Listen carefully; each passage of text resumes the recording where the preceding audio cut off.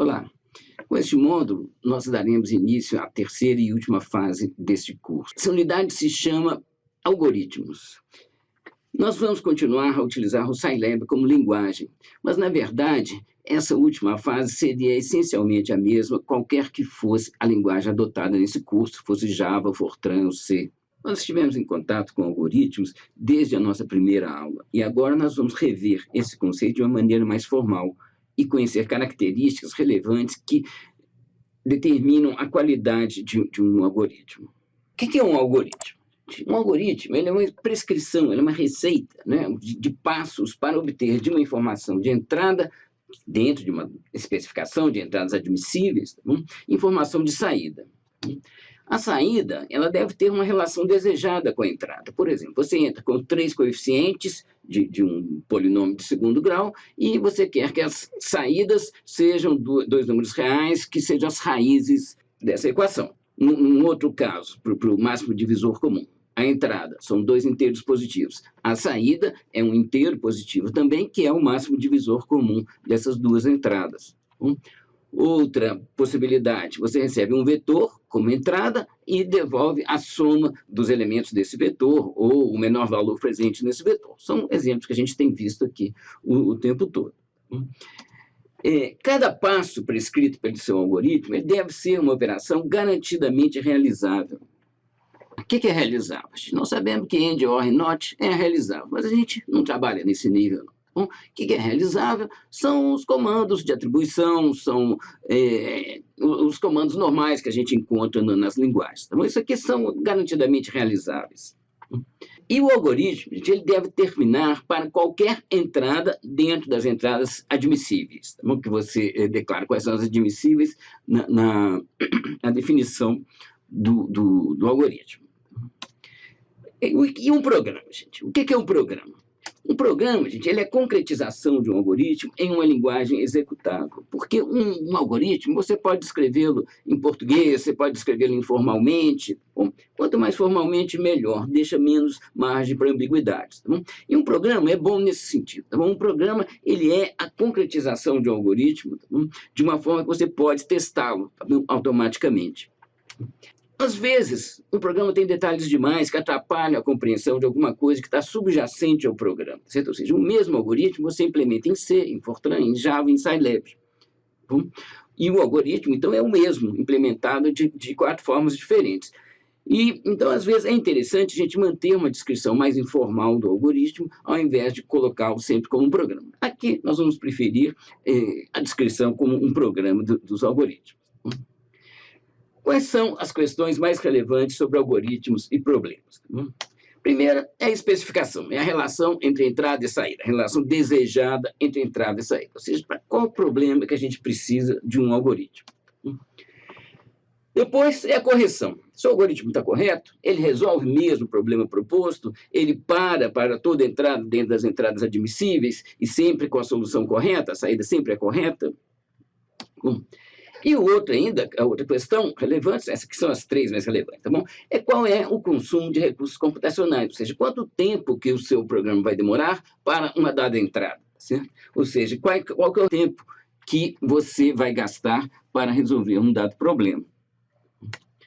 Vamos ver com mais detalhes isso daqui. Bom, a especificação, então, gente, é a relação desejada entre informação de entrada e informação produzida por um algoritmo, tá bom? A especificação, então, ela surge de um processo de análise de um problema de transformação de informação. Nós só vimos aqui, gente, veremos só problemas bem simples, sabe? Mas, na verdade, esse processo pode ser muito complicado. Bom, nos sistemas que eu trabalho desenvolvendo para o Ministério da Saúde, você tem uma especificação que é enorme, sabe? Ela é muito grande e ela resulta de um processo longo de interação entre nós, cientistas da computação, e o pessoal do Ministério da Saúde, que são médicos, são sanitaristas, são pessoas que vivem num outro universo, e resultar disso, uma especificação, é um processo longo e demorado.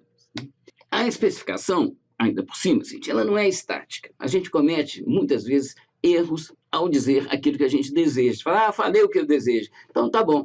Aí, quando você vai ver, não era exatamente aquilo que você queria, ou você se esqueceu de algum detalhe.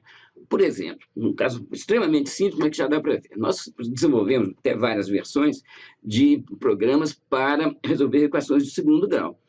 Em nenhum deles a gente se preocupou com o caso do A, o primeiro coeficiente, ser igual a zero, que dá uma divisão por zero na hora de você calcular as raízes.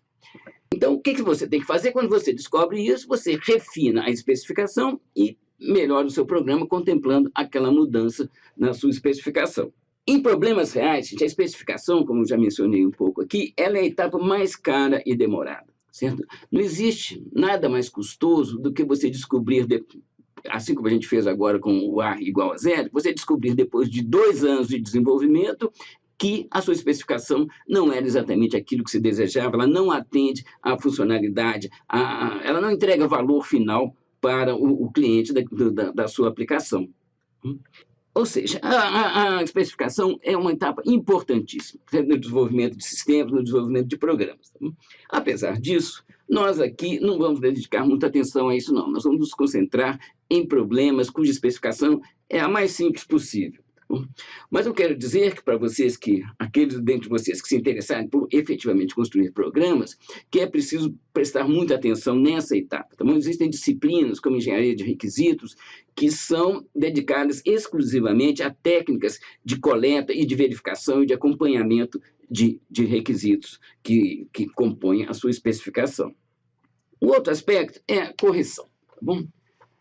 A gente é possível verificar se um algoritmo atende à sua especificação por um exame da sua estrutura e, às vezes, até por uma prova formal de sua correção. Na prática, somente algoritmos pequenos têm uma prova de correção viável. Testes são usados para a gente ganhar convicção a respeito do bom funcionamento de um algoritmo. Mas é importante lembrar que testes eles podem descobrir erros e não podem garantir a sua ausência. Porque nós vamos ver aqui com um exemplo, nós vamos voltar para o nosso somador em cascata aqui. Esse aqui é um somador de 4 bits, mas nós vamos pensar em um somador de 32 bits. Isso aqui funciona, gente? Funciona. Tá bom? Funciona não porque nós testamos. Tá bom? A gente vai testar um somador de 32 bits, a gente precisa de 2 elevado a 64 testes. Ou seja, isso é claramente inviável. Por que a gente confia nesse somador? A gente confia porque a gente conhece aquela estrutura. Se a gente conhece o circuito de soma completa, aquele arranjo ali está executando o algoritmo do alcovarismo, né, de soma, e que é por isso mesmo que a gente confia. A gente sabe que tem aquele arranjo em cascata, que você soma 2 bits, pega o vai 1, encaixa no vem 1 do outro módulo, e com isso a gente segue esse algoritmo. Ou seja, a gente confia que aquele somador de 32 bits vai funcionar, não porque nós testamos em todos os 2 elevado a 64 casos, mas porque nós examinamos a sua estrutura, porque a gente conhece, né, pela compreensão da sua estrutura, pela visibilidade, pela legibilidade do artefato computacional, tá bom? Que vem a confiança. Tá bom? Ou seja, testes a gente sempre faz, tá bom? Mas testes viáveis, em geral, descobrem uma fração ínfima do espaço de entradas. Na prática, a gente usa tanto testes como a gente procura também entender e convencer a si próprio e aos outros, tá bom? Que a estrutura do seu programa atende à especificação. E essa convicção, gente, ela é sempre relativa. Quanto maior for a especificação, quanto maior for o programa que você está desenvolvendo. Tá bom? Tem programas, gente, que são de milhões de linhas. Ninguém consegue compreender a sua estrutura. É completamente fora de questão isso daí. E por isso mesmo, você procura se convencer. Você faz muitos testes, você procura se convencer, simplificar, usar modularização, usar uma série de artefatos, assim, de técnicas de construção de programas, para se convencer mais que a estrutura dele está correta. Tá bom? Mas, mesmo assim, essa convicção ela é relativa. Tá bom? A gente sempre tem surpresas. Qualquer empresa de software, gente, ela sempre mantém uma estrutura com pessoal para recepção de erros e para correção de bugs, tá? Que é como a gente chama os erros de programação. Bom, vamos agora ao terceiro aspecto importante que caracteriza um algoritmo. Bom, é a eficiência. Algoritmos, com exatamente a mesma funcionalidade, que recebem para a mesma entrada, produzem exatamente a mesma saída, eles podem diferir muito no tempo, na quantidade de memória que eles utilizam. Nós aqui vamos nos preocupar mais com o tempo. Ou seja, eles diferem muito na eficiência com que eles usam recursos computacionais. E nós, da computação, nós nos apropriamos de um termo do que é comum em português, que é complexidade. Ele é um termo que a gente utiliza para designar uma função que descreve como que o uso de recursos computacionais cresce com o tamanho da entrada de um algoritmo. Não para dizer quão complicado, que seria o senso comum de uso de complexidade. Um algoritmo é complexo quer dizer complicado. Não, um algoritmo ele tem uma complexidade baixa ou alta. Ter alta não significa que ele é complicado, não. Significa que ele é ineficiente. Ter complexidade baixa significa que ele é eficiente. E como que a gente faz isso? Nós vimos que tem computadores lentos, computadores velozes, nós vimos computadores que de amanhã serão mais velozes que os de hoje. Como que você lida? Como que você procura caracterizar isso daí? Bom, a gente tem que procurar extrair informação útil, independente de características como a velocidade específica de um computador, bom, e de outros fatores pequenos. A gente vai ter que ter uma caracterização, grosso modo, de qual que é o comportamento, a eficiência de um algoritmo. Parece que isso não leva a nada, mas vocês vão ver que leva sim. Você tem consequências práticas, certo? O estudo de complexidade é uma coisa de utilidade prática evidente, e hoje mesmo eu vou mostrar para vocês aqui diversos exemplos disso.